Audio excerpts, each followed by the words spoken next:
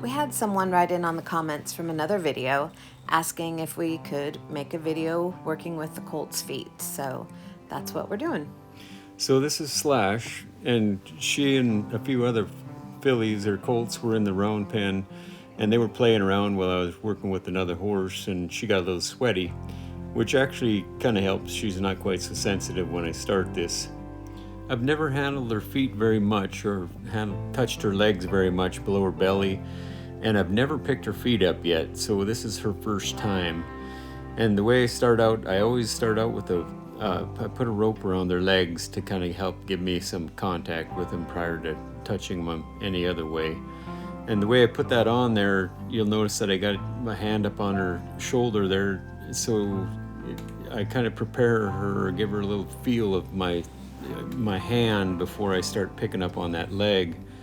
And then when I do kind of handle her foot, I'm not gonna try to pick it up. I'm just gonna try to put it someplace where maybe she kind of wants to put it anyway, just right or left, or I just pick it up and put it someplace and then put it back down. But I'm not picking it up. I'm just directing it forward or backward or wherever. And then you also notice how I got my hand up there on her shoulder to give her a little bit of contact and a little bit of support to kind of let her know I'm coming.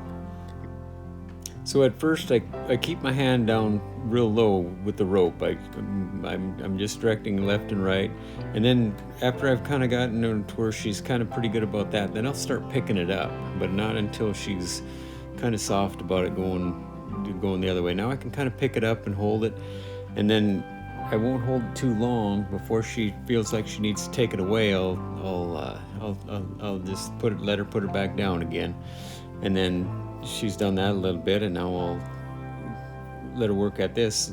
She's kind of struggling a little bit. This size of this pen helps a little bit. She just can back into the fence and then find a way to stop.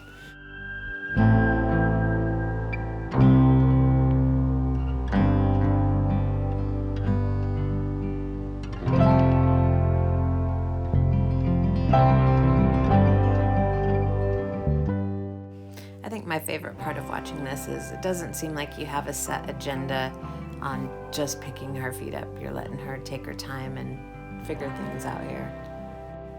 Yeah, so this is the first impression that they're going to have of me working with their feet, and I sure don't want to make it towards it's a big struggle. I just wanted this to be fun, and there's just little puzzles for them to solve. They kind of follow a feel, and I try to get along with them. And when I, like there, for example, I startled her a little bit, I can kind of show her back to where she needs to be mentally, just kind of get with me, and we go from there.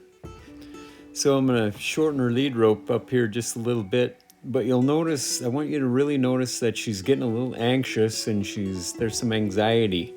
And this is what I do here is a procedure that as a horseshoer, I've done this a lot, and it really helps settle a horse. I just pull on their tail a little bit and move them left and right, and then I want you to notice the effect of it. Let's see this again.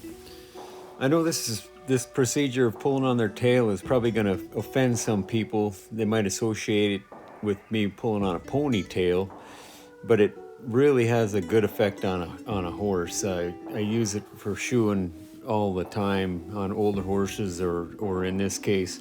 But whenever they get to where they're kind of not in the mood for me handling their feet, I can pull them around just a little bit like that, and it just kind of settles them down. And you can see how nice and soft she is now. It just kind of gets rid of some of that mental anxiety, and it really, really, really works well for me. And here I'm working on her foot on the other side, and since I've handled her other foot on the other side, this side is a little simpler. I can just kind of go to picking her right straight up. I just kind of go by what she can handle, and now I'm going to take that rope off there. She seems pretty quiet about it, so maybe the rope would be in the way more than it's doing me any good, so at this point I'm taking it off. Now here, before I put that rope around her, put it around her, I'm going to take the tail and put a little twist in it to where she can kind of feel that, and then she'll be a little less sensitive when when that rope comes around, and then I can just kind of take a hold of it, and you know, she might be wanting to be fidgety, but I kind of got her by the tail, offering her a little bit of support until I get that rope on there. And now I'll start working with her feet in the same way I was before. A little bit of support with the rope, and I handle the hawk just a little bit. I might wobble it back and forth. And here I'm picking the foot up just a little bit, and then I'm taking the hawk and using the hawk to put her foot back down again, and just putting her foot someplace where she wants me to be. I'll pick it up a little bit, put it back down again, directing it back down with her hawk. I notice that your hands are all over her entire leg. Can you talk to us about that? Yeah, it's a little bit like done when I was handling these colts when I first started doing them when I was halter breaking them. So I don't want to be ticklish to them. And then the other thing is, you know, if you hold them up and you're just trying to be steady and not move, and you're just picking their foot up, they get nervous. So if you can kind of wobble them around a little bit, or be a little bit active, they'll be less nervous and more content. All right, so this takes us into the second day with Slash. So you notice when I tied her up there, I just had a couple twists in that line there to where it has a little more tension on it. It'll take a little more tension to pull it, so she's tied up a little bit more solid, which she didn't really need, but that's just kind of something to do with that tie ring there.